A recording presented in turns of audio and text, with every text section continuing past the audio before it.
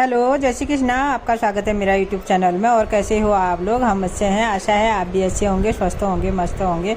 आज के ब्लॉग की शुरुआत कर रही हूँ मैं आज ये खेतों से। गेहूँ भी अब पक चुके हैं। जो कहीं कहीं पर जो लेट बोए थे वो थोड़ा सा हरे जैसे हैं, और नहीं तो सब पक गए हैं और काटने भी लग गए हैं ये लोग। कॉलेज करके गेहूँ काट रही है। ये गेहूँ काटने का अनोखा ही तरीका है इधर का। ये दादी पोती की जोड़ी बहुत बढ़िया। अच्छा, स्कूल में वो ना डॉक्टर आ रखा है, बोल रहे हैं लेक्चर है, बोल डॉक्टर के। आ रहे हो आप भी? आ जाओ। अच्छा चलो फिर। हम आ रखे हैं आज जैसी स्कूल इंटर कॉलेज। ये लोग ये दवाई देंगे करके आ रखे हैं, डॉक्टर का नाम सुन के। दवाई डॉक्टर आ रखा है तो दवाई देंगे करके, अब देते हैं नहीं देते हैं पता नहीं।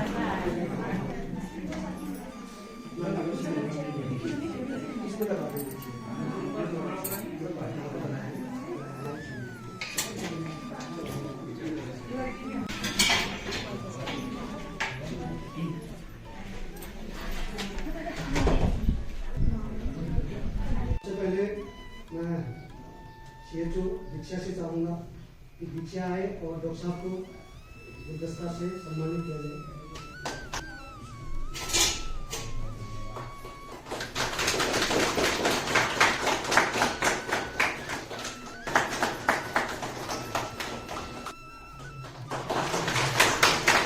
सूबेदार श्री जगत सिंह मेहता जी को गुलदस्ता भेंटकर सम्मानित किया। मैं पूरा एवं महेंद्र से चाहूँगा गुलदस्ता भेंटकर उनका सम्मान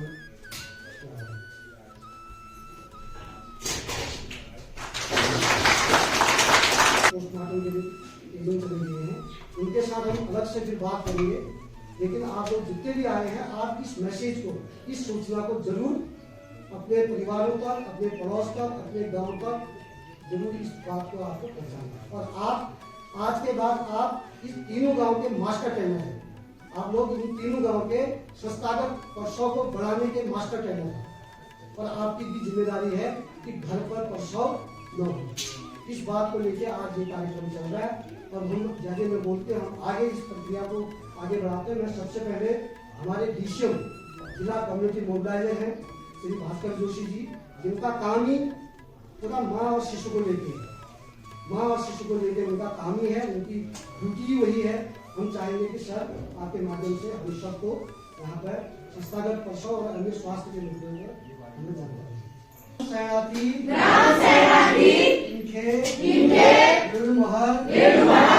के दो शपथ लेते हैं कि इन तीनों गाँवों में अपने आसपास तथा समस्त विकासखंड मुंशियारी में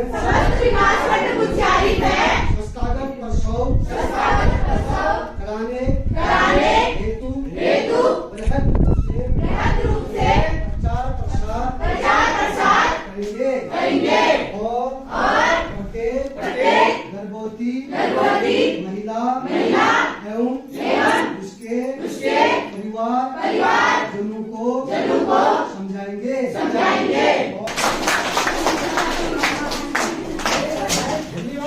आप लोगों ने हमारा सौभाग्य है कि हमारे आर्मी से रिटायर होके मुंशियारी में पोस्टेड है हमारे कर्नल साहब, इनके लिए तालियां हो जाए।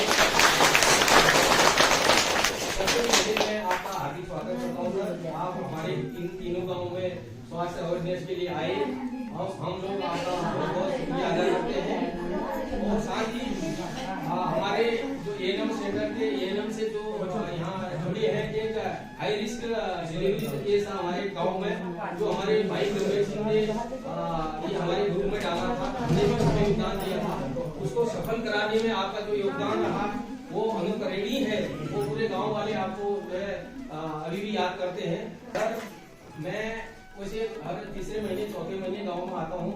ये हमारी मातृभूमि से बड़ा लगाव है हमें। और जो भी है इस गांव में जो भी ऐसी क्रियाएं होती हैं, जो भी काम होते हैं, हमारे गंगीर सिंह भाई साहब एक हमने ग्रुप बना रखा है तीनों गाँव का, उसके द्वारा ये सूचित करते रहते हैं। ये इनका भी हमारे गांव के तीनों गांव के विकास में बहुत बड़ा योगदान है। और इनका हम तरीके से शुक्रिया करते हैं। सर बेसिकली यहाँ पर प्रॉब्लम क्या है कि डिलीवरी का जहाँ तक मेरे को आइडिया है, जहाँ तक मैंने सुना है, और बुरा मत मानो मेरे भी बच्चे तीनों घर ही में हुए हैं, मेरी मैडम भी बैठी है अभी पीछे, आज बच्चे मेरे शादी लायक हो गए हैं, लेकिन उस समय की मानसिकता कुछ और, उस समय की प्रॉब्लम है कुछ और, रोड थी नहीं, घर हमारी जो बुजुर्ग माताएं दादियां थी वो एक्सपोर्ट थी, उस समय के हिसाब से जो जिस ड्यूरेशन में मेरे बच्चे को जाए उस समय वही ट्रेंड चला, लेकिन आज हमको मानसिकता बदलनी पड़ेगी, क्योंकि आज मेडिकल की चीज है बहुत छोटी गलती है कि जान अपने बच्चा और बच्चे को खोने के कगार में हम रहते हैं। क्यों रहते हैं हमको जानकारी नहीं है, इसलिए इतने बड़े डॉक्टर, इतने बड़े प्रभारी, सीएमओ साहब ऑफिस से सब यहाँ पर आए, क्यों आए हैं हमको वो समझना पड़ेगा, हमारे लिए आए। सर बेसिकली हमारे गाँव में एक प्रॉब्लम है कि कुछ लोग तो एक तबका ऐसा है जो थोड़ा ऐसे जिसके पास है वो अपने शहरों में भी जाके डिलीवरी कराते हैं, कुछ पहने वो क्या है हमारे अल्ट्रासाउंड वगैरह के लिए जारी, इसलिए आपसे मेरी एक रिक्वेस्ट है कि इनको एक एम्बुलेंस मुहैया कराया जाए जिससे कि अल्ट्रासाउंड कराने के लिए उनसे आ रही है जहाँ भी जो है मदद कर सके। दूसरा मेरी एक ओवरऑल कब से मैं गौरव जी से मेरी काफी बार वार्ता हो चुकी है और डॉक्टर साहब तो आए ही हैं, तो आगे नॉलेज में मैं ये जानना चाहता हूँ हमारे इस एएनएम सेंटर को अपग्रेड करा के एक जैसे हमारे एजुकेशन की है तो वो जो हमारे चाहते थे हमारे एक फार्मासिस्ट कोर्स कर दीजिए। दूसरा डॉक्टर जो कोई नियर बाय के हैं हफ्ते में 2 दिन एक कोई हमारी बुजुर्ग महिला है ऐसी को आगे जा नहीं सकती, कुछ क्रोनिक डिजीज वाले हैं, कोई हार्ट की बीमारी हो, कोई किसी प्रकार के है, थोड़ा उनको चेकअप के लिए एक डॉक्टर साहब की हफ्ते में 2 दिन 3 दिन या कोई किसी या तेजन से या मुंशियारी से और करके ऐसा एक डेट कर दीजिए और थोड़ा सा इसको अपग्रेड कर दीजिए, फार्मेसी इसके लिए परमानेंट कर दीजिए और हमारा फार्मेसी यहाँ मेडिकल एक स्टोर टाइप का हो जाए जिससे कि हमारी जनता को, हमारे बुजुर्गों को, हमारे महिलाओं को कुछ सुविधा मिल जाए। ये मेरा आपसे रिक्वेस्ट है। इसके लिए मैंने काफी प्रचार किया है, एक में भी डाला है, लेकिन और मैं आपसे पर्सनली एक एप्लीकेशन गंभीर भाई हमारे गंभीर सिंह जी को मैं अपनी रिक्वेस्ट करेंगे प्रोग्राम के शेयर करा के मैं आपको भेजूंगा, लेकिन आपसे मेरी रिक्वेस्ट है थोड़ा सा सीएमओ लेवल में, सीएमओ सर के ऑफिस में आप सीएमओ डिस्ट्रिक्ट के लेवल पर ही हमारी जो मांग है उसमें थोड़ा गौर कीजिए जिससे कि हम हमारे ये तीनों ग्राम सभाओं के स्वास्थ्य में सुधार हो जाए, डीडी या हमारे जो ओल्ड एज हमारे बुजुर्ग हैं उनको कुछ मेडिकल हेल्प मिल जाए। उनसे रिक्वेस्ट है कि सीएमओ सर तक हमारी रिक्वेस्ट थोड़ा रिसीव कर दीजिए। बाकी आप लोगों का हम बहुत बहुत शुक्रिया आभार प्रकट करते हैं, आप हमारे गाँव में आए और अवेयरनेस एक जागरूक महत्वपूर्ण विषय में आपके यहाँ पर हमारी बहनों को, हमारी मातृशक्ति को अवेयरनेस दिया, इसके लिए आपका बहुत बहुत शुक्रिया, बहुत बहुत धन्यवाद।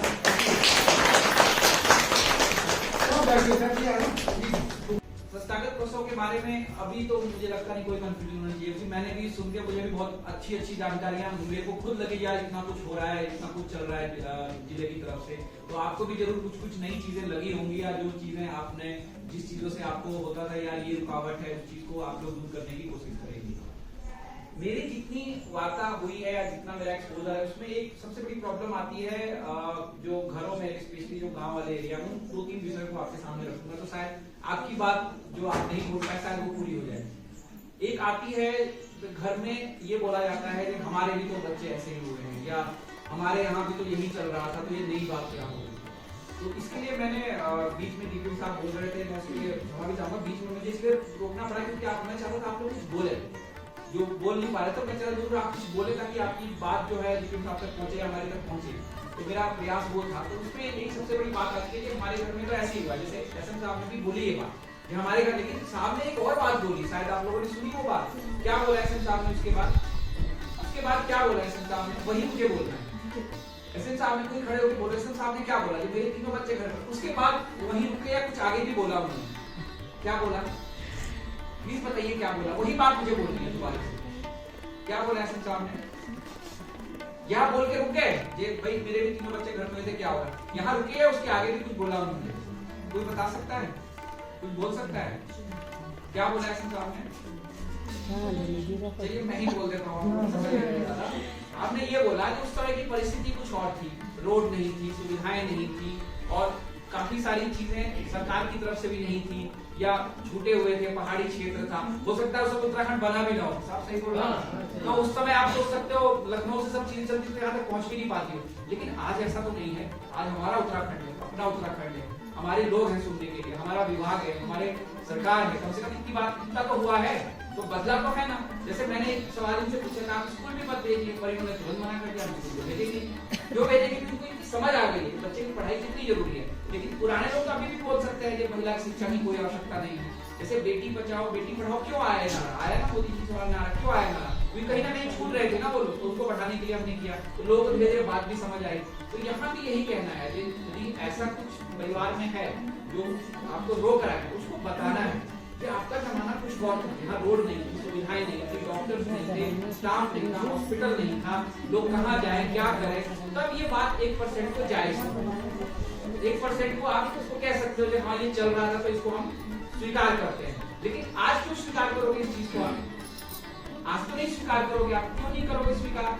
इसलिए नहीं करोगे क्योंकि आपके पास सुविधाएं हैं, और सुविधाएं आप तक पहुंचाई भी जा रही है, और सुविधाएं आप तक पहुंच भी सकती है, लेकिन थोड़ा सा आप एक कदम आगे बढ़ोगे।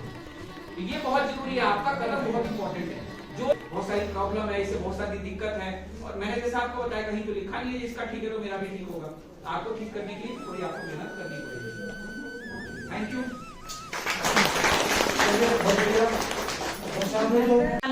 आज आगे होंगे दीदी ऐसी स्कूल में हो गया है हमारा प्रोग्राम, सब लेक्चर वेक्चर हो गया है सभी का। अब ये बोलने वीडियो निकालो करके इनका वीडियो निकालो। आज का प्रोग्राम इतना ही। अगली वीडियो में फिर मिलते हैं आपसे, तब तक के लिए बाय बाय, धन्यवाद।